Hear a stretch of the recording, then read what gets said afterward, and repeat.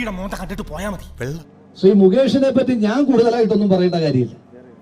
ജനങ്ങൾക്ക് തന്നെ അതിനെപ്പറ്റി നല്ല ബോധ്യമുണ്ട്. നീ എങ്ങനെ സുഖിപ്പിച്ച് പുകഴ്ത്തി എന്നെ സോപ്പിടൊന്നും വേണ്ട, അതൊക്കെ എല്ലാവർക്കും അറിയാവുന്ന കാര്യം. ഇപ്പൊ എം മുകേഷ് എന്ന് പറയുമ്പോ മഹാനായ ഒരു കലാകാരന്റെ പേരിലാണ് ഈ എം അറിയപ്പെടുന്നത്. ഈശ്വര, ഇനി എന്ത് ചെയ്യും ആലോചിച്ചിട്ട് ഒരെത്തും പിടിയും കിട്ടുന്നില്ല. പക്ഷെ ഇപ്പോ ഈ സോഷ്യൽ മീഡിയ പറയുന്ന എം എന്ന് പറഞ്ഞാൽ മെഴുകാണെന്ന്.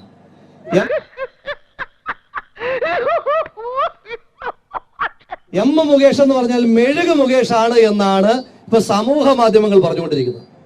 ഇടിവെട്ടിവന്റെ തലേ പാമ്പ് കടിച്ചോടാ ചിന്നക്കട ജംഗ്ഷനിൽ വെച്ച് ഒരു 7-7:30 ആയി കാണും.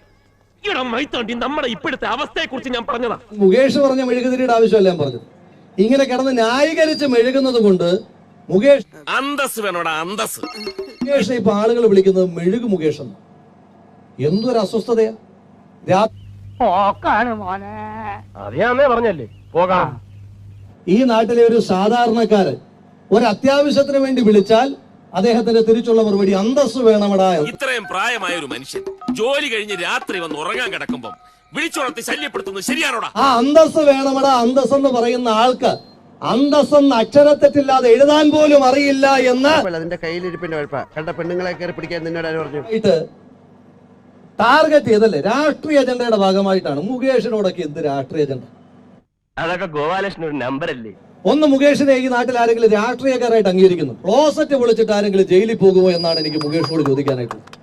എനിക്ക് മൈലി വിലയിലൂടെ തരുന്നത്, മൈലി വില. മുകേഷും നമ്മുടെ ഗോവിന്ദച്ചാമിയും ഒക്കെ ഏതാണ്ട് ഒരേ ലൈനിൽ വരുന്ന ഒഫൻഡർമാരാണ് എന്ന അദ്ദേഹത്തിന്റെ മുൻ ഭാര്യ തന്നെ സാക്ഷ്യപ്പെടുത്തുകയും.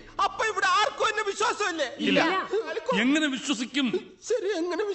ഗോവിന്ദച്ചാമി ജയിലിൽ കിടക്കുന്നു, മുകേഷ് പുറത്ത് കിടക്കുന്നു. വ്യത്യാസം എന്ന് ചോദിച്ചാൽ ഗോവിന്ദച്ചാമി CPM-ന്റെ MLA അല്ല. ഒരു കൈവതം നാറ്റുകരുത്. എവിടെയാണെന്ന് പറയണ്ടേ? ഒളിച്ചു കളിക്കുകയാണ്. ജനങ്ങൾ തിരഞ്ഞെടുത്തു കൊടുത്ത MLA ബോർഡ് പോലും ഒഴിവാക്കി.